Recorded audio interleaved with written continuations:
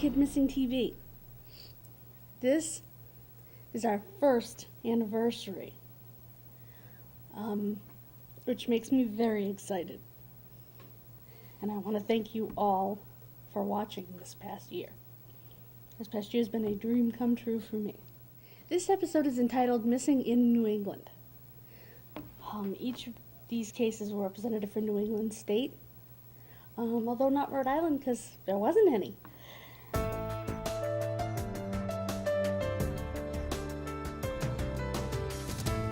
Tammy Lynn Belanger was 8 years old when she went missing on November 13th, 1984 from Exeter, New Hampshire. She was walking to school.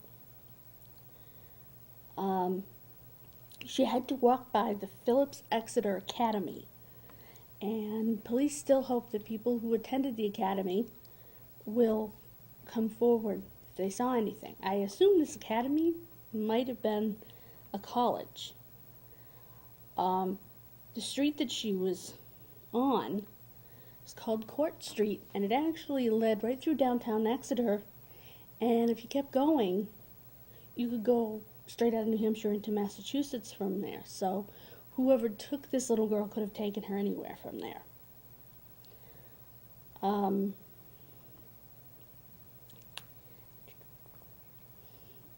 There was one suspect in Tammy's case, a Victor Wanyetyi. He was an auto body repairman, and he was named by the police as a suspect, although there was no physical evidence against Mr. Wanyetyi. The police said, quote, "There was no one else that really rose to his level. He was the one that committed that crime." I'm not sure why they say that. I'm not seeing it. He died in December of 2012 in a Florida prison hospital. He was serving time on a parole violation after serving more than 20 years on burglary related convictions. That doesn't rise to the level of kidnapping a child. Except that they seem to think that his death would bring up more leads in Tammy's case, which it didn't. They're following up on anything he might have said or written or left behind in an attempt to find out more information as to his involvement, the officer said. I think they've got blinders on. We all do this from time to time. You get tunnel vision and you just focus.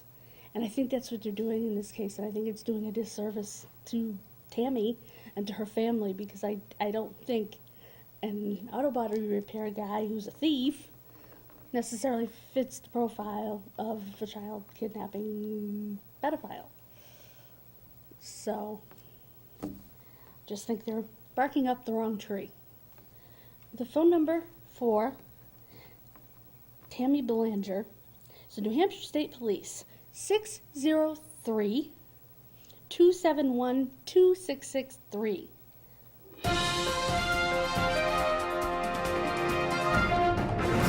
Wilfredo Torres was 9 years old when he disappeared from the Upham's Corner section of Dorchester, Massachusetts, which is a suburb of Boston, on May 9th, 1983. He was a student at Hennigan Elementary School in Jamaica Plain.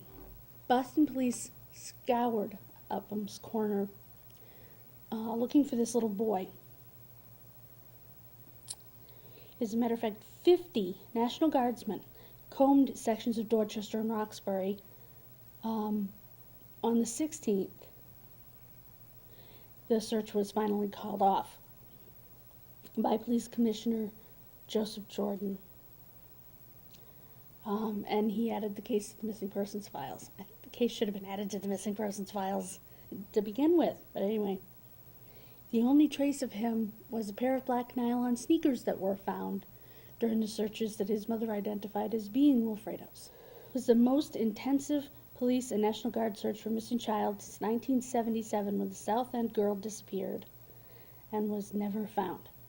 Wilfredo has a disability a learning disability, although it's not stated exactly how severe this disability is or exactly what this disability is. The phone number for information in the case of Wilfredo Torres is the Boston Police Department at 617-343-4200.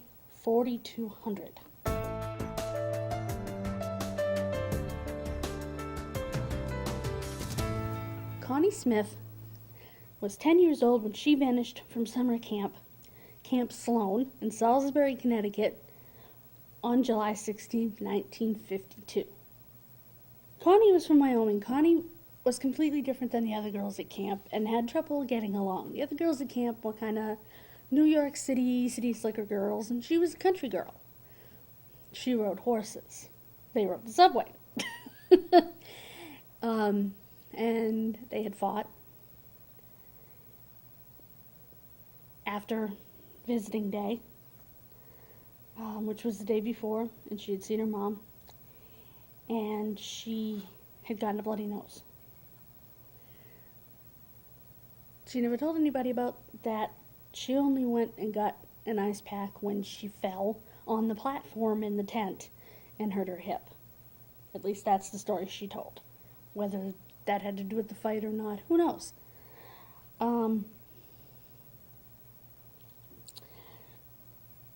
When Connie initially left the camp, she just walked out. She was a very self-assured young lady. She had no problem asking people. Many people said, yeah, she asked us how to get to, I think she was trying to get to the center of town. And many people said she asked them. And nobody thought anything of it when she left the camp because she was a very tall little girl, so people thought she was a camp counselor, thought she was a teenager. This was a 10-year-old child, but she was 5 feet tall.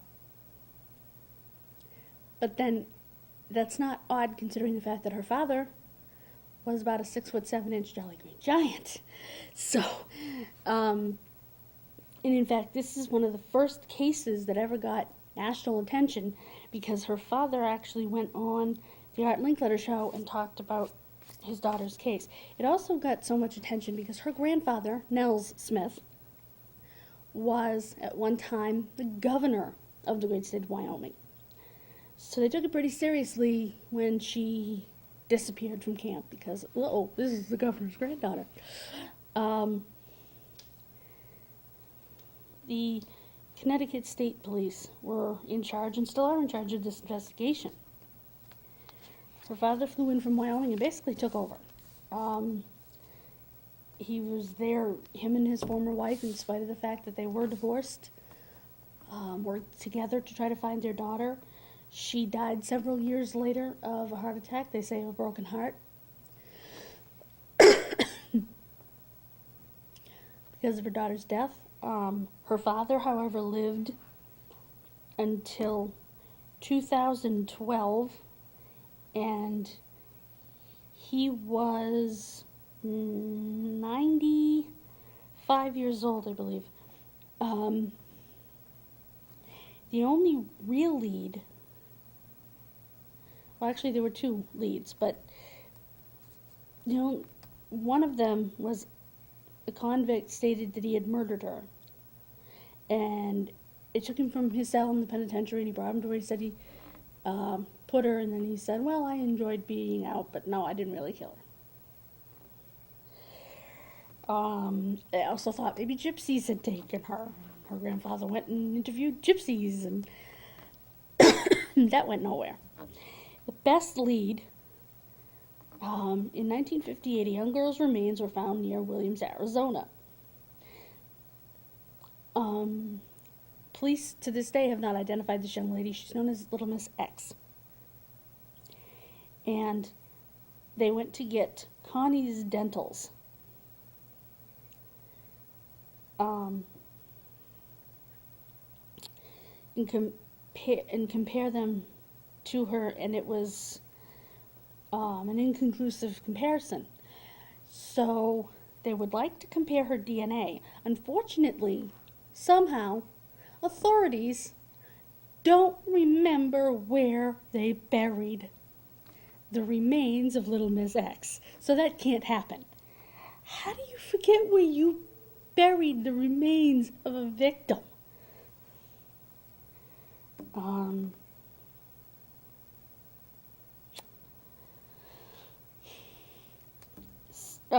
and also, some suspicions have fallen on a William Henry Redmond, who was charged with the 1951 murder of a young girl and suspected in cases like the famous case of Beverly Potts, which is Cleveland's oldest open missing child case.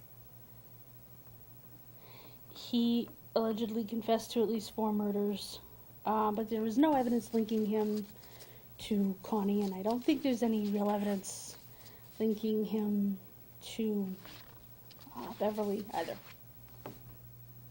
I had the opportunity to interview Michael C. Dooling, who wrote a book called Clueless in New England about 3 cases. The Connie Smith case, the case of Paula Jean Weldon, which we'll get to later in the program, and another case of a young lady who was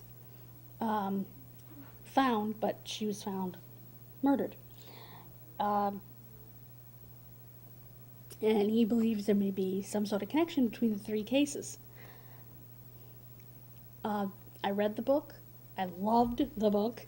So I got a hold of the author and I had him on my radio show.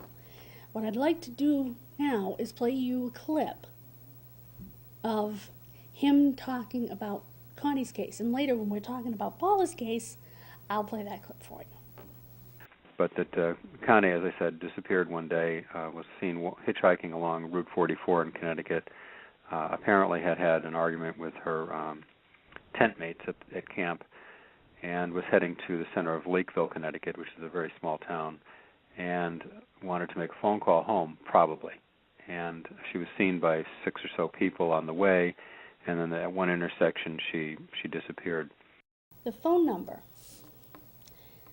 in the Connie Smith case is the Connecticut State Police, Western District Major Crimes, 860-567-6875, or the Salisbury, Connecticut Police Department at 860-435-2938.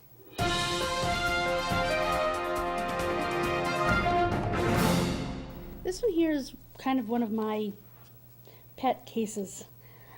This is Angelo Puglisi, known as Andy. Andy was 10 years old when he disappeared on August 21st, 1976, from Lawrence, Massachusetts. He was out at the pool at his apartment complex with his friends and just vanished.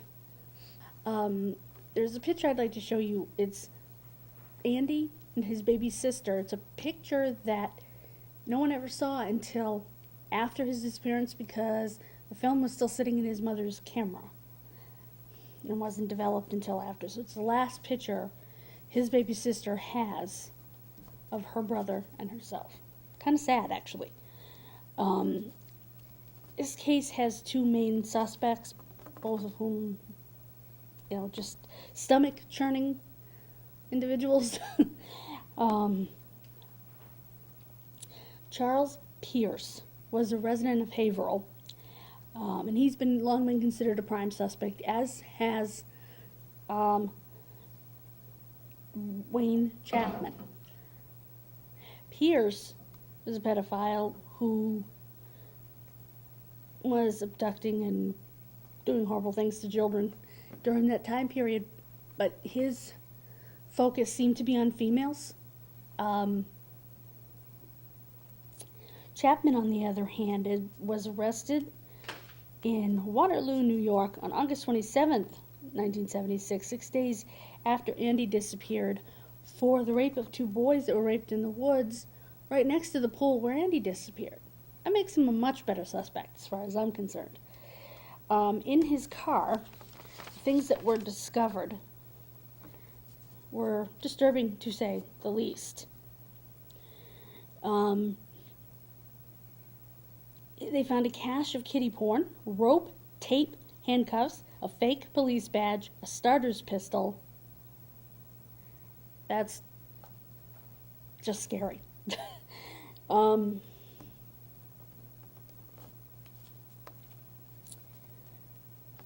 A young boy at the time said that they had come across a pit, a dug-up hole, again in the woods just beyond the pool, that looked like it could have been big enough for someone to get into.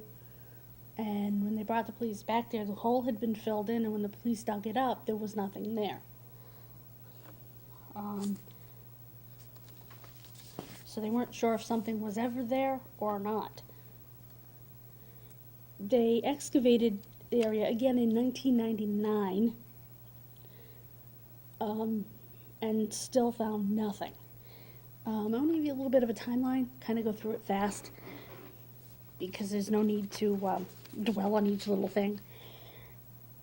In 1975, in August, is when the two boys, aged 10 and 11, were lured into the woods and raped by Chapman.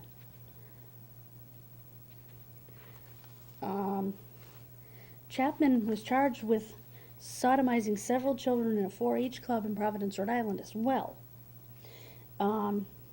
He was charged in the murder of 6-year-old David Lewison, who was missing from Brockton, Massachusetts in 1974.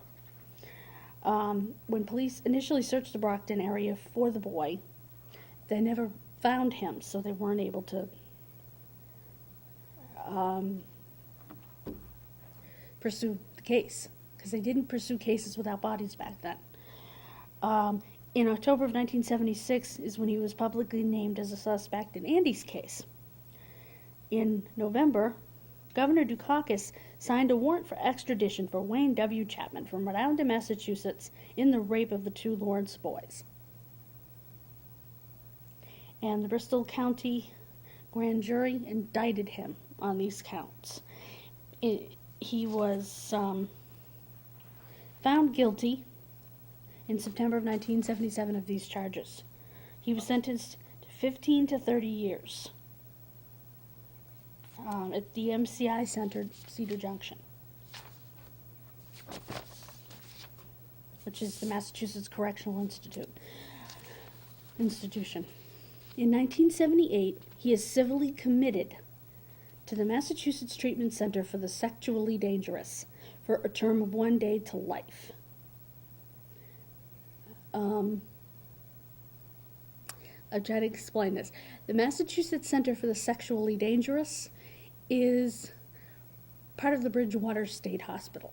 It had a huge brouhaha after the whole mess with Nathaniel Barjona, and it was all over national news that they were setting people free who just should not have been going free. And the Plymouth County grand jury would not indict him. They came back with a no bill in the case of David Lewison in 1978 because he still hadn't recovered remains, so there wasn't any evidence. That's unusual for grand juries because there's a saying in the law that you could get an indictment on a ham sandwich when it comes to a grand jury. Apparently he wasn't even a ham sandwich.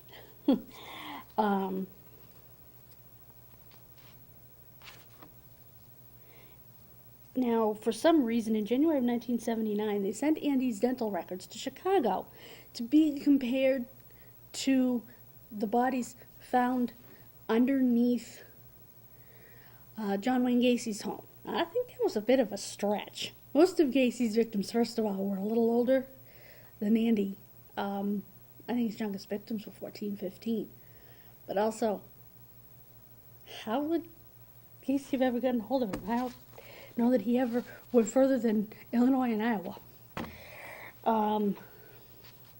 In 1979, Charles Pierce confessed to the murder of a 13-year-old female named Michelle Wilson.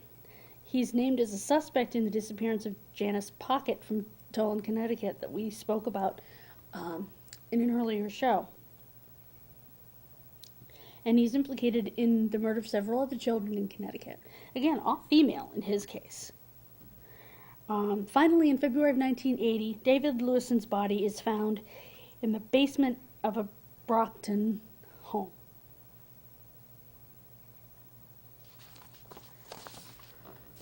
No one's ever been charged in that case.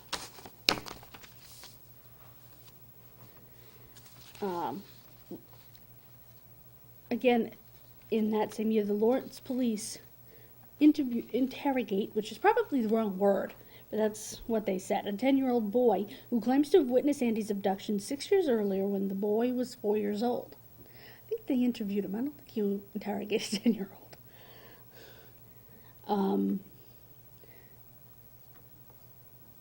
I don't know what they got out of that because they're not saying. And nothing happened until about 1988 when Pierce confessed to the murder of a Lawrence boy, and that Lawrence police should investigate.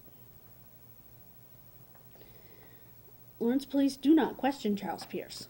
He even sent a letter, you'll see later in the timeline, and it was ignored, which I understand because his predilection was females. In October 1991, Wayne W. Chapman's Section 9 hearing, his sexually dangerous persons hearing, despite protests from several psychiatrists and the treatment center itself, Chapman is ruled no longer sexually dangerous and is released from his civil commitment, but he is returned to prison to serve the remainder of his criminal sentence.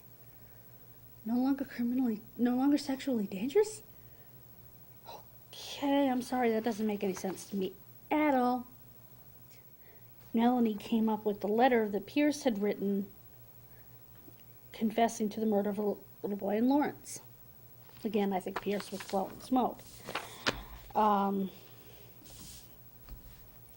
2000, Montana police arrest Nathaniel Barjona, a.k.a. David Brown, in the disappearance of Zachary Ramsey. Barjona was known to have been a colleague of Wayne Chapman and knew each other before their civil commitments to the treatment center. They were both at the treatment center for the sexually dangerous. Barjona, we mentioned him briefly when we talked about Andrew Amato. He was a serial killing, child molesting cannibal. Zachary Ramsey's physical remains were never found because it is believed, and Barjona has admitted, again, Barjona's real name is David Brown. He changed it to actually consuming him. That's horrible, but it's the facts. They even have found on his property, and still don't know who they belong to, but they know they don't belong to Zachary Ramsey by DNA, bones of another child on his Montana property. The authorities in Montana were absolutely fuming when they found out exactly what this man was and that he was sent to Montana without them ever knowing who this man was and how dangerous this man was. He was sent there to live with his mother. We didn't want him, we shipped him out. There are actually interviews with Webster police. You can probably find them online from old Datelines and those type of shows at the time about Barjona, because it was such an uproar when it happened. Matter of fact, it was Melanie that found out that Barjona and Chapman were buddies.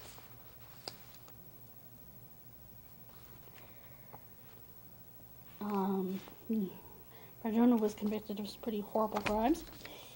There was a documentary, again, by Melanie Perkins, who we talked about a little bit earlier, called Have You Seen Andy? There's a little picture on his poster that I made that you'll see of the cover art, I guess you'd call it. And it was broadcast on HBO Cinemax in June of 2007 and continually broadcast over the next 5 years. You can probably find it on YouTube Today or Daily Motion or one of those to watch it. And I highly recommend that you do. You can also go to the website, Have You Seen Andy? I believe it's haveyouseenandy.com, actually. In 2004, the city of Lawrence dedicated the corner adjacent to the Higgins Memorial Pool at Andy's apartment complex as Andy Puglisi Square. And they placed a plaque on a boulder outside of the pool that Andy and his friends played at before his disappearance.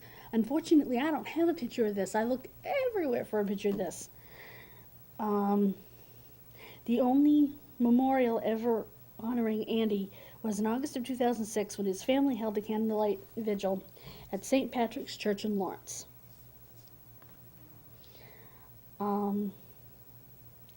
A judge rules in April of 2007, a judge rules Wayne W. Chapman is still sexually dangerous and commits him to the treatment center at Bridgewater for a term of 1 day to life. Chapman's status for release will be reviewed annually. I actually don't know what his status is at this point. I think he's deceased, but I'm not 100% sure of that. The phone number for Andy Puglisi's case, if you have any information, is the Lawrence Police Department, 978-794-5925, and they have another number as well, 978-794-5900.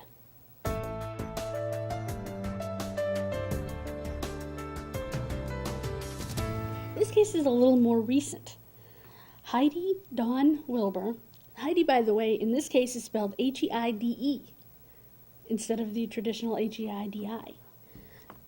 She was 16 years old when she disappeared February 9th, 1991 from Middletown Springs, Vermont. She was 5 feet 4 inches tall. She weighed 100 pounds. She had blonde hair and blue eyes. You'll see in the poster that she was a striking young lady. Heidi has a dimple on her left cheek, a 1-inch scar on her forehead, and a scar on her left hand, a scar on her left wrist, and a scar on her right leg. Heidi has a tattoo of a tiger on the back of one shoulder and a tattoo of a rose on one ankle. Unfortunately, they don't provide pictures of any of this stuff. Heidi was last seen again in Middletown Springs. She was in the custody of the Department of Social and Rehabilitation Services at the time and was living in a foster home in Rutland. She got a weekend pass to go visit her family in Middletown Springs, and she may have originally run away, left on her own, and hitchhiked out of the area. But they believe that she met with foul play at some point after she left of her own volition. Which I guess is possible at 16. You're in the state care and you just don't want to be bothered anymore. Unfortunately, that's the amount of information that is available in this case. I wish there were more.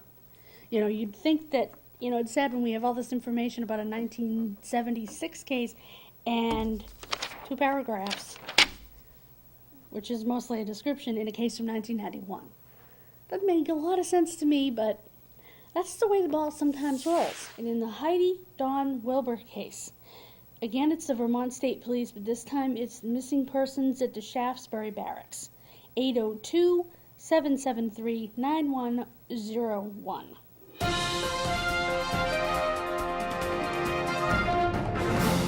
Paula Jean Weldon was 18 years old and in college in Bennington, Vermont at Bennington Women's College. She was a sophomore. She had worked a double shift at the dining hall at the school, went back to her room, told her roommate she was going for a walk. This is 2:45 p.m. She disappeared on December 1st, 1946.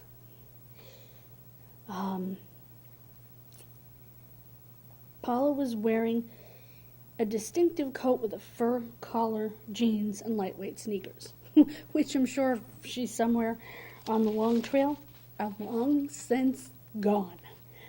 The long trail was the part of the Appalachian Trail. The Appalachian Trail goes all the way from the Great Smoky Mountains all the way up to like the tip of Maine.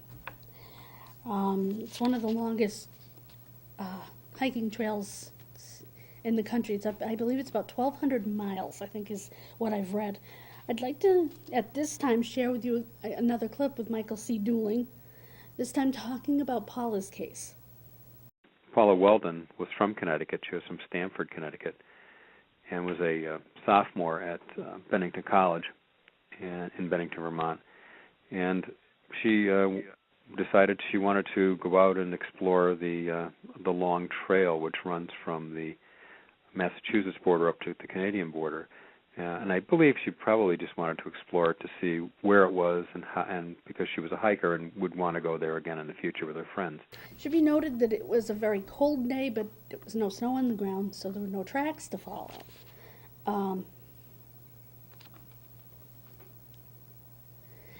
She was seen by a few people, including the owner of a gas station that was right across the street from the entrance to the school. His name was Danny Fagar. And he saw her go up the side of the gravel pit across the street. And just before 3 p.m., Louis Knapp of Woodford picked her up hitchhiking on Route 67A, just outside the college entrance. His description, again, matched Weldon. The next sighting was roughly 45 minutes later in Bickford Hollow, where several residents report seeing her headed to the trail.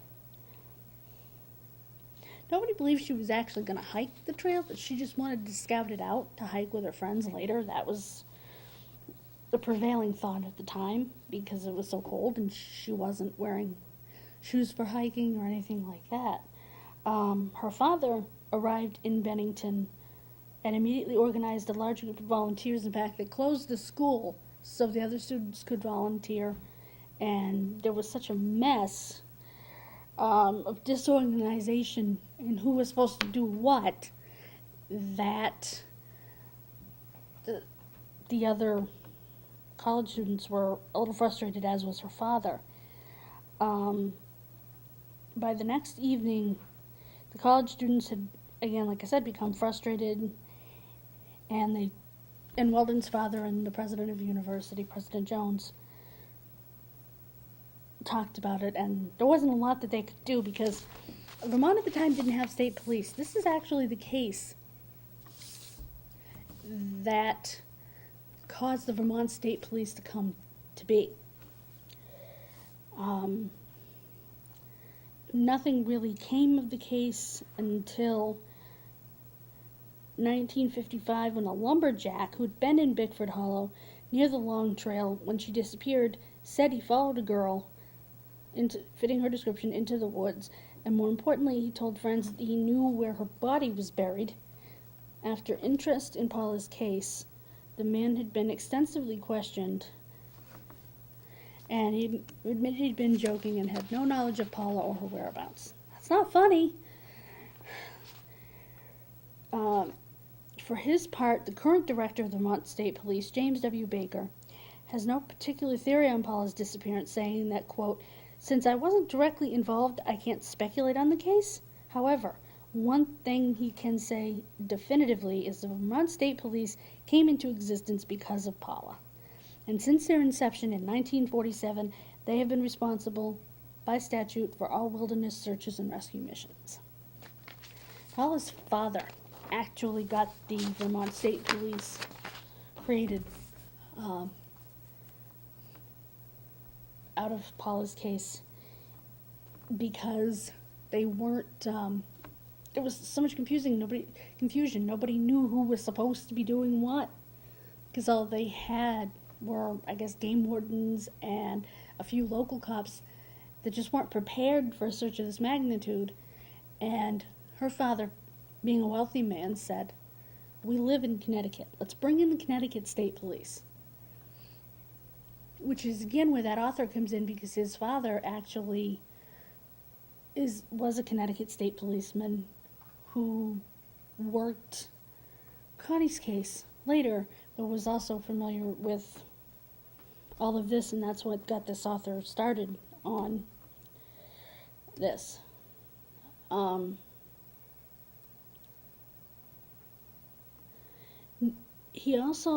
The Vermont State Police also said states like Maine and New Hampshire have wilderness agencies do wilderness rescues, But the Vermont State Police mandated responsibility is to coordinate these searches, and this effort comes directly because of the Paula Jean Weldon case. In 2006, he was talking with the head of the State Police Search and Rescue Committee, and she had expressed interest in researching the case to put, as Baker put it, a new set of eyes on the case. So is the case cold? Technically.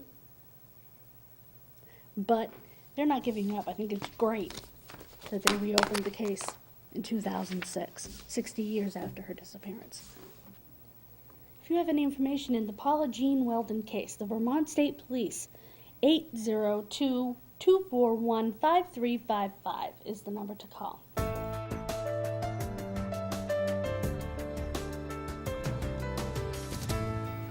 This is our special feature case. This is the case of Matthew Margulies. He was 13 years old when he was murdered in Greenwich, Connecticut. He is called Greenwich's other unsolved murder. He was killed on August 31st, 1984. He lived in Pemberwick, which is the blue-collar, sort of wrong side of the tracks section of Greenwich. This wasn't the Kennedy, Martha Moxley, gigantic houses, millions and millions of dollars part of Greenwich that everyone thinks of as Greenwich.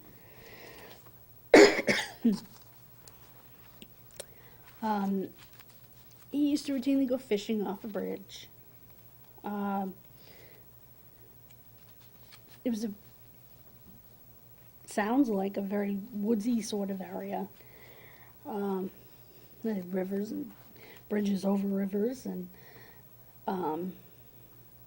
he walked down around 5 p.m. Several people saw him walking with his fishing rod,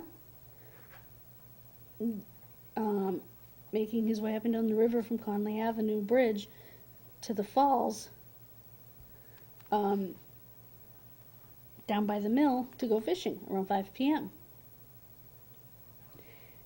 As a matter of fact, he was also seen within a 1-block radius of the Sparta Deli, which is a popular hangout for what they call Valley Kids, which were the teens that lived in, again, that section of Greenwich were called Valley Kids because that was a valley.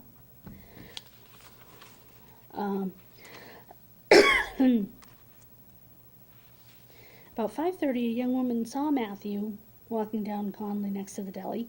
She waved out her car window, and he waved back. The last definitive sighting of Matthew. One or two thought they saw him climb into a car with one of the Valley boys. Frustratingly, this seems to be more impression than fact. Excuse me.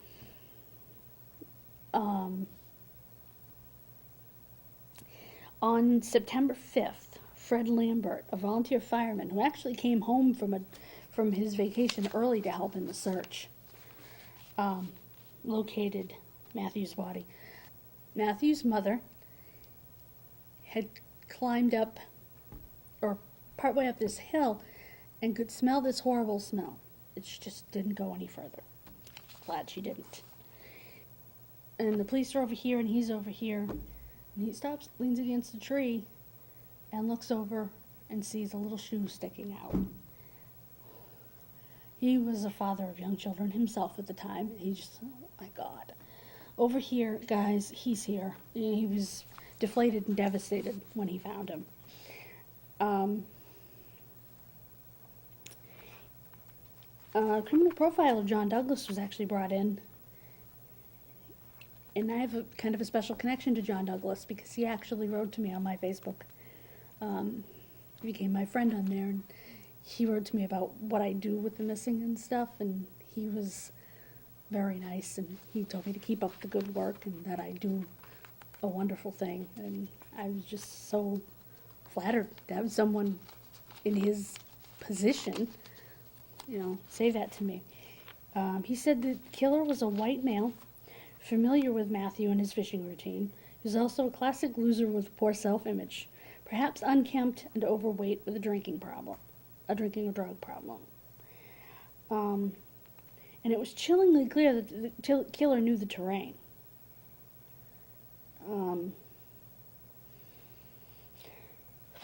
A 16-year-old boy who lived on Greenaway Drive, just a few feet up the hill from the murder site,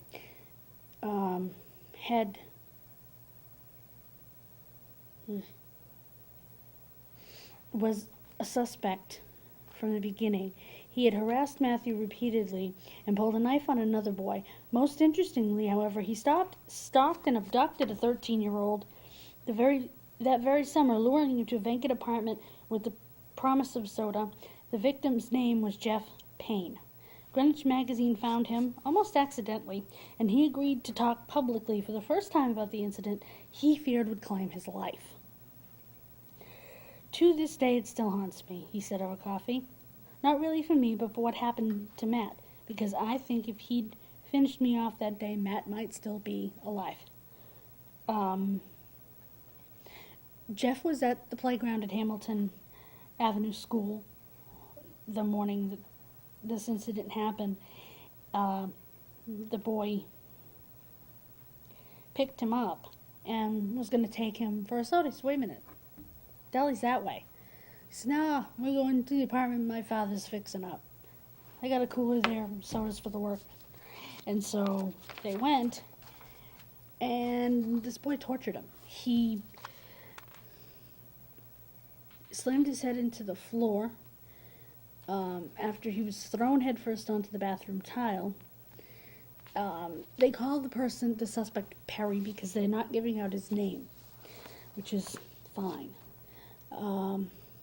He had him lie stomach down on a strip of carpet, straddled him, and with his hand drove a nail into Jeff's back 5 times. And he said, now pull down your pants. He went to the back door to check to see if everything was fine, but the neighbor upstairs had come home. The upstairs apartment was occupied. And so he took Jeff to the backyard, hosed off his wounds. He had also cut Jeff's knee with a piece of glass.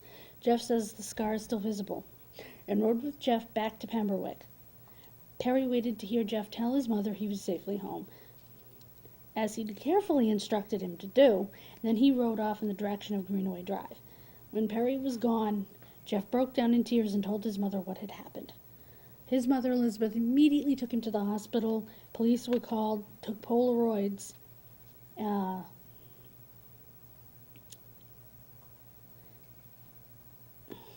Perry denied it, of course, but Jeff had described the place to a T, so they knew he was telling the truth. And later in the summer, when Matthew disappeared and was killed, there was no doubt in Jeff's mind that Perry had done it. I think he's an excellent suspect, and I'll tell you why in a minute. There's another completely other reason for that in my mind. There were 16 detectives on the police department, and beginning September 5th, they worked aggressively on the case. Before I go any further, I just want to say the reason why I think this Perry is a good suspect, beyond what he did to this other little boy, is because, and for some reason it's not in my notes, but Matthew's mother saw a couple of these teenage boys, who knows if one of them might have been Perry, with her son's fishing pole. Her son would have died for that fishing pole. Literally, because it was something that his late grandfather gave to him and meant the world to him. And she said that that would have been enough to get him killed, because he would not have given it up. And when she asked them, how'd you get my son's fishing pole? He gave it to us, no, he sold it to us, and she knew that that was complete and utter BS, because his grandfather meant the world to him. He never would have done that. So it's possible that one of these boys was Perry. We may never know. Though a teen would seem likely to have lured Matthew up the hillside, Detective Gabreth believes that someone slightly older committed the murder. He bases this on a notion that a certain number of years must elapse to develop and then act on 6 sexual fantasies. I don't think so. I've watched Killer Kids enough times that some of these kids have some pretty bizarre fantasies and they do act on them.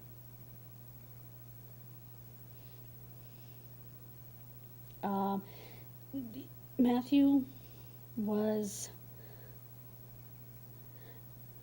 suffocated with dirt. And that was one of the things that led most folks to believe it was a younger killer.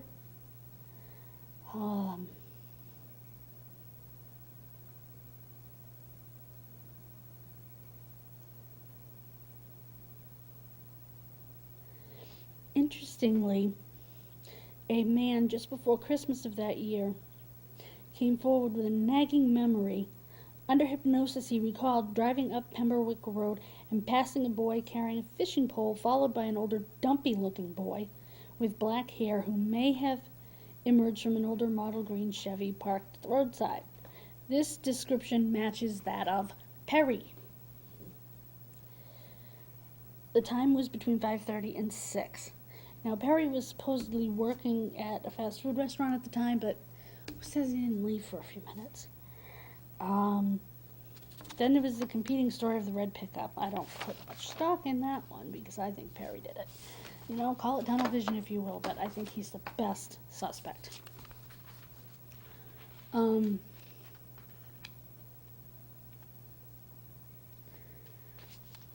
There was trace evidence, although they will not say what this trace evidence was, that they have carefully saved.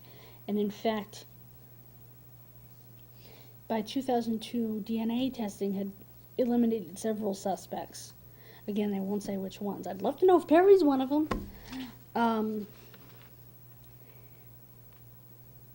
Interestingly, Dr. Henry Lee, renowned trace evidence expert, actually looked at all the evidence in the case, but again, he wouldn't say what exactly the evidence was. He said, "What was found at the murder site I call trace or transfer evidence. Sometimes that can be very good and you can make a connection, but I can't really discuss an active case." As in the Moxley case, there was some crucial errors made in this case by the GPD. In 1986, Police Chief Thomas Keegan, over the protests of his detective division, commissioned an outside consultant, Vernon J. Geberth, a former lieutenant commander of NYPD, to determine how the GPD handled the Margulies case. And the report was kept secret until the Freedom of Information Act suit brought by the Greenwich Times forced the town to release it in 1992. There were significant sections that had been blacked out on the order of the Superior Court Judge Harold Dean, who allowed the police to withhold the information since GPD claimed making it public would harm the Margulies investigation. That makes sense. It was revealed, however, that there was a clear lack of effective coordination in the early stages of the investigation. No detective had been assigned to check into the missing person report, even though it was a small boy. That oversight may have cost the department the ability to solve the case.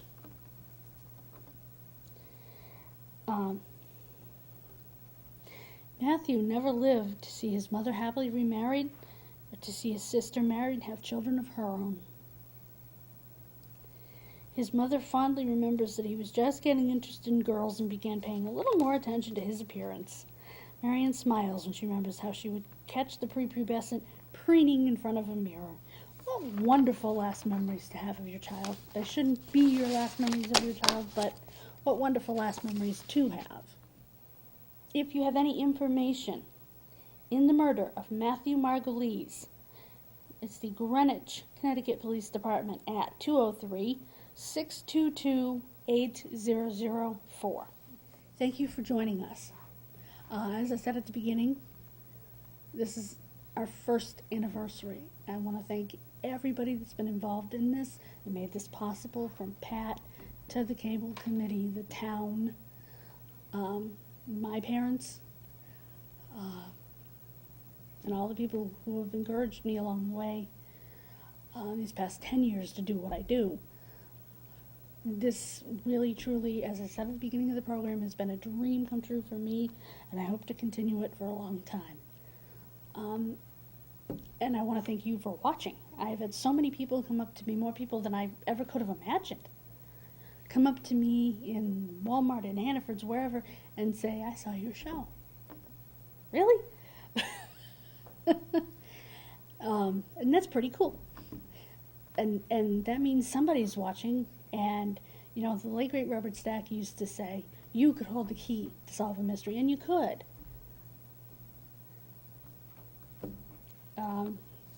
Again, thank you for joining us. God bless you. Have a wonderful and safe week. Good night.